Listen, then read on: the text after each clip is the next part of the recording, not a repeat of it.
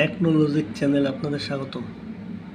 আমার এই চ্যানেলে আজ থেকে আমি মোবাইল ফোন সার্ভিসিং অথবা মোবাইল ইঞ্জিনিয়ারিং সম্পর্কে পর্যায়ক্রমে বিভিন্ন ভিডিও আপলোড করব। আশা করি এই ভিডিও দেখার মাধ্যমে আপনারা অনলাইনে মোবাইল ইঞ্জিনিয়ারিং বা মোবাইল সার্ভিসিং সম্পর্কে শিখতে পারবেন। আজ প্রথম ক্লাসে আমি মোবাইল ফোনের মৌলিক ধারণা নিয়ে কিছু আলোচনা করছি। প্রথম পরিচিতি হলো মোবাইল ফোনের একটা মৌলিক ফান্ডামেন্টাল যে একটা আইডিয়া কনসেপ্ট, সেটা আমরা এখন আমি বলবো।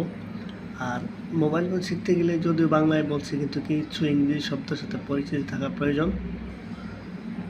যাই হোক, মোবাইল ফোনকে সেলুলার ফোন, সেলফোন বা মুঠোফোনও বলা হয়। এটিকে সহজে এক স্থান থেকে অন্য স্থানে বহন করা যায় এবং ব্যবহার করা যায় বলে একে মোবাইল ফোন নামকরণ করা হয়। আসল মোবাইল শব্দের অর্থ হচ্ছে চলৎ শক্তি সম্পন্ন, যা চলাচল করে। বর্তমান ফোনে মোবাইল ফোনের সাথে পরিচয় নেই এমন মানুষ খুঁজে পাওয়া দুষ্কর।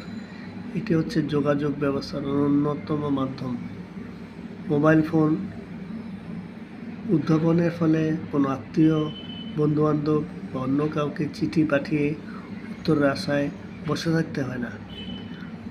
এই মোবাইলের মাধ্যমেই এখন মুহূর্তের মধ্যে দেশ বিদেশের যে কোনো মানুষের সাথে সহজে যোগাযোগ করা যায়। মোবাইল ফোনের ব্যবহার আমাদের জীবনের এক অবিচ্ছেদ্য অংশ হয়ে দাঁড়িয়েছে। এটি ছাড়া আমাদের বর্তমানে জীবনযাপন প্রায় অসম্ভব। মোবাইল ফোনের ক্ষেত্রে আমরা বিভিন্ন পরিচয় জানি, যে 1G, 2G, 3G, 4G, 5G। সেটা সম্পর্কে একটু বলছি যে মোবাইল উন্নয়ন ও বিকাশ লাভের জন্য অনেকগুলো ধাপ বা পর্যায় অতিক্রম করতে হয়েছে। অতিক্রমের ধাপ বা পর্যায়সমূহ হলো মোবাইল ফোন প্রথম প্রজন্ম, দ্বিতীয় প্রজন্ম ইংরেজি হচ্ছে জেনারেশন। আর প্রজন্ম বলতে আমাদের বাস্তব জীবনে যেমন দাদা থেকে পিতা পরবর্তীতে এইগুলি প্রজন্ম বলা হয়। মোবাইল ফোন প্রজন্ম 5টি শ্রেণীতে ভাগ করা যায়, যেমন এই ছবিতে আমরা দেখতে পাচ্ছি। 1G মানে শুধু কথা বলা যায়, 2G কথা বলা যায়, মেসেজিং আদান প্রদান করা যায়, 3G যেটাতে ভিডিও দেখা যায়, 4G সেটাতে ভিডিও, অডিও, লাইভ স্ট্রিমিং করা যায়, পঞ্চম প্রজন্ম যেটা আরও HD ভিডিও দেখা যায়। সুতরাং আমাদের এই মোবাইল ফোনের পরিচিতিটা আমরা সবাই জানি, তার আজকে প্রথম ক্লাস হিসেবে এটা দিচ্ছি।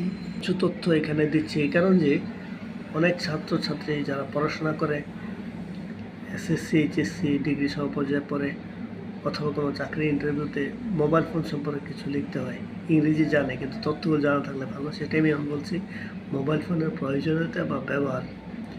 মোবাইল ফোন খুব সহজে একে অপরের সাথে যোগাযোগ করা, দেশ বিদেশে যে কোনো মোবাইল ফোন ব্যবহারকারীর কাছে SMS প্রেরণ, ইমেল প্রেরণ ও গ্রহণ করা, দ্রুত সংবাদ বা তথ্য আদান প্রদান করা, অডিও ভিডিও কল করা ও ছবি তোলা, অডিও ভিডিও রেকর্ড করা, ভয়েস ও ভিডিও চ্যাটিং করা, গান শোনা, ভিডিও দেখা, ভিডিওতে মুভি দেখা, ব্লুটুথ ইনফ্রারেড প্রযুক্তি ব্যবহার করে তথ্য আদান প্রদান করা, ইন্টারনেট ব্রাউজ করা, GPS অবস্থান নির্ণয় করা। GPS কথার অ্যাব্রিভিয়েশনটা আমাদের জানা থাকতে হবে।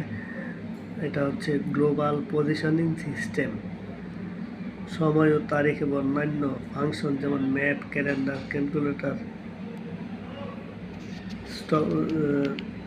অ্যালার্ম ক্লক, স্টপওয়াচ, টাইমার ইত্যাদি ব্যবহার করা, গেম, টিভি শো উপভোগ করা, জলবায়ু আবহাওয়া সম্পর্কে জানা, সভা করা, দেশ বিদেশে তাৎক্ষণিক সংবাদ জানতে পারা মুহূর্তের মধ্যে ইত্যাদি মোবাইল ফোনের আমাদের উপকারিতা রয়েছে। প্রথম ক্লাসে আজ আমি এই পর্যন্তই ভিডিওটি দিলাম, আর বাকি আরও তথ্য পর্যায়ক্রমে আমি ভিডিও এখানে আপলোড করব। আশা করি সাথেই থাকবেন। ধন্যবাদ।